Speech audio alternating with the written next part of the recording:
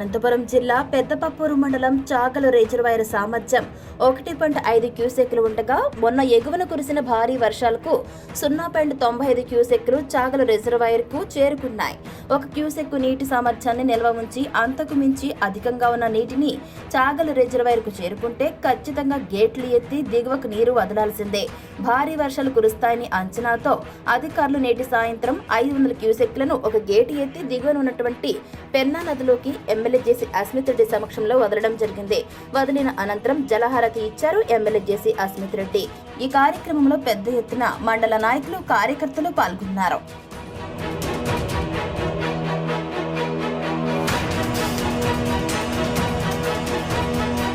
అనంతపురం జిల్లా పెద్దపప్పూరు మండలం చాగలు రిజర్వాయర్ సామర్థ్యం 1.5 క్యూసెక్లు ఉండగా మొన్న ఎగువన కురిసిన భారీ వర్షాలకు 0.95 క్యూసెక్లు చాగలు రిజర్వాయర్కు చేరుకున్నాయి.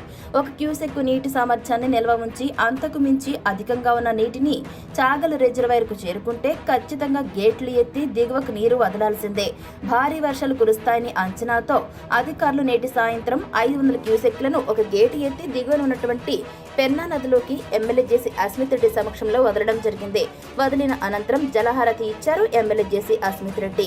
ఈ కార్యక్రమంలో పెద్ద ఎత్తున మండల నాయకులు, కార్యకర్తలు పాల్గొన్నారు.